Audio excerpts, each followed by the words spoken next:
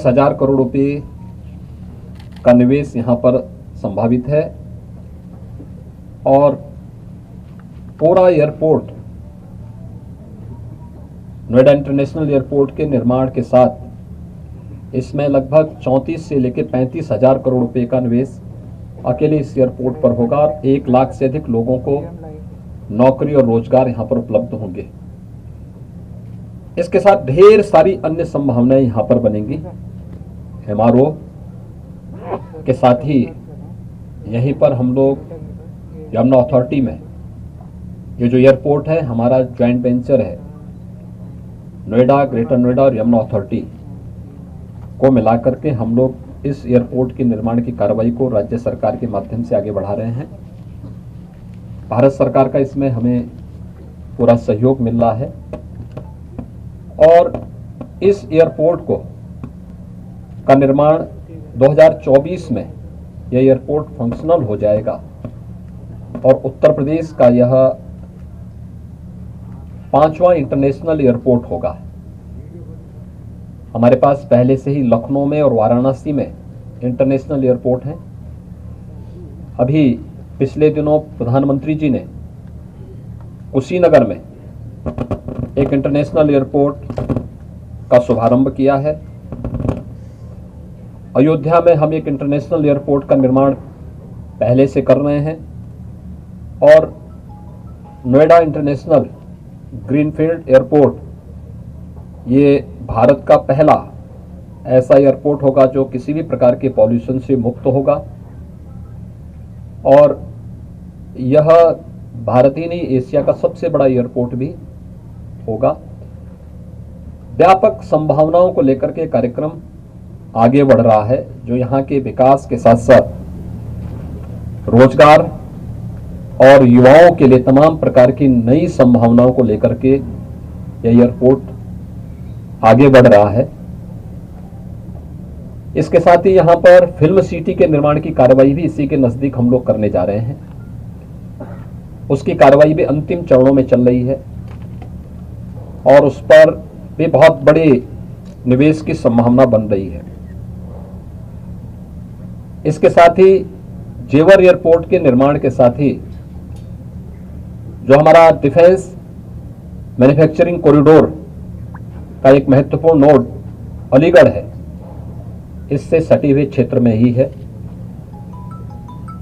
यहां पर medical device park के साथ साथ और भी अन्य तमाम प्रकार के कार्यक्रम हम लोग निवेश की दिशा से आगे बढ़ा रहे हैं।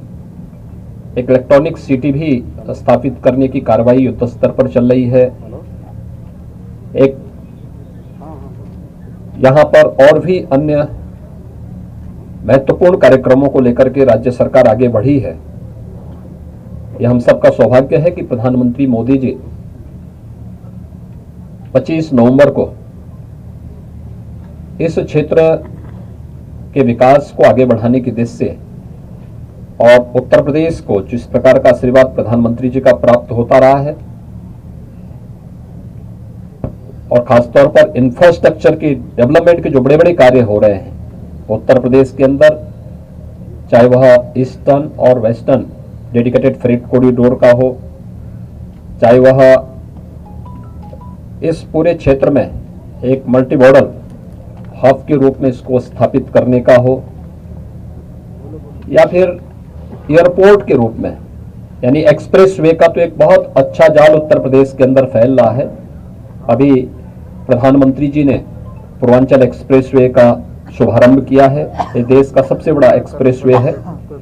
बुंदेलखंड एक्सप्रेस वे निर्माण के अंतिम चरणों में चल रहा है और अभी तो हम लोग पश्चिमी उत्तर प्रदेश को पूर्वी उत्तर प्रदेश से जोड़ने के लिए गंगा एक्सप्रेस वे के निर्माण के कार्यक्रम को भी प्रारंभ करने जा रहे हैं। गोरखपुर लिंक एक्सप्रेस वे और बलिया लिंक एक्सप्रेस वे पर भी हमारा कार्य चल रहा है। प्रदेश ने इंटरस्टेट कनेक्टिविटी को और मजबूत किया है, खासतौर पर नेपाल से जुड़े हुए बिहार, झारखंड, छत्तीसगढ़, मध्य प्रदेश, राजस्थान, हरियाणा, उत्तराखंड, इन सब से जुड़े हुए जितने भी हमारी कनेक्टिविटी है उसको 4 लेन के साथ जोड़ने की कार्रवाई। प्रदेश के अंदर अंदर भी बहुत बड़े पैमाने पर इस इंफ्रास्ट्रक्चर को डेवलप करने के साथ ही एयर कनेक्टिविटी को भी प्रदेश सरकार ने बहुत तेजी के साथ आगे बढ़ाया है। खासतौर पर आप देखते होंगे 2017 तक उत्तर प्रदेश के अंदर केवल 2 एयरपोर्ट फंक्शनल थे। हम सब आभारी हैं प्रधानमंत्री मोदी जी के, जिनके कारण उड़ान योजना में आज उत्तर प्रदेश के अंदर हमारे 9 एयरपोर्ट फंक्शनल हो चुके हैं। 2017 तक हमारे जो एयरपोर्ट थे केवल 25 स्थानों के साथ जुड़े हुए थे। आज हम लोग 80 से अधिक स्थानों से प्रदेश को जोड़ चुके हैं। 11 एयरपोर्ट पर हम वर्तमान में कार्य कर रहे हैं, जो नए एयरपोर्ट बन रहे हैं उन क्षेत्रों में भी बन रहे हैं जहां कोई कल्पना ही नहीं करता था। विंध्य क्षेत्र में, सोनभद्र के पास, चित्रकूट में, ललितपुर में, आजमगढ़ में, श्रावस्ती में, अलीगढ़, सहारनपुर, मेरठ, मुरादाबाद में एयरपोर्ट के निर्माण का कार्य ये अंतिम चरणों में चल रहा है। यानी उन सभी क्षेत्रों को आच्छादित किया जा रहा है जो पहले जहां एयर कनेक्टिविटी के बारे में लोग सोचते भी नहीं थे। ये पिछले 4-5 वर्षों के अंदर ये चीजें तेजी के साथ आगे बढ़ी हैं। एक सकारात्मक सोच के साथ, एक ईमानदार सोच के साथ जब सरकार कार्य करती है तो दमदार परिणाम इसी प्रकार से आते हैं। और मुझे प्रसन्नता है कि इस एयरपोर्ट के शिलान्यास और शुभारंभ कार्यक्रम की याद आप सबको रहे, क्योंकि नहीं तो उत्तर प्रदेश में अब एक समस्या ये भी आई है कि अकल से पैदल कुछ लोग ऐसे हो चुके हैं जो लोग किसी भी प्रोजेक्ट के साथ जब लोकार्पण की बात आती है तो कहते साहब हमने भी सोचा था इसको करने के लिए। तो मुझे लगता है कि उनकी सोच को बताने की आवश्यकता है कि कब शिलान्यास हुआ है और कब कार्य हुए हैं, कार्य की प्रोग्रेस क्या थी और कार्य के प्रोजेक्ट को समयबद्ध ढंग से आगे बढ़ा करके कब सरकार ने इसे पूरा किया है।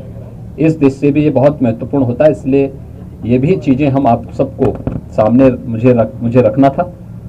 मुझे प्रसन्नता होगी और उस दिन के कार्यक्रम के 25 नवंबर के कार्यक्रम के लिए आप सबको मैं सादर आमंत्रित करता हूं कि इस कार्यक्रम में आप सब आए, प्रधानमंत्री जी का स्वागत करें, उनके महत्वपूर्ण मार्गदर्शन और उद्बोधन को सुने और यहाँ के विकास को और तीव्रता के साथ आगे बढ़ाने की दृष्टि से केंद्र और प्रदेश सरकार जिस दृष्टि से कार्य कर रही है उन सबको मुझे लगता है हर व्यक्ति उसका यहाँ पर दिग्दर्शन भी करेगा। धन्यवाद जी।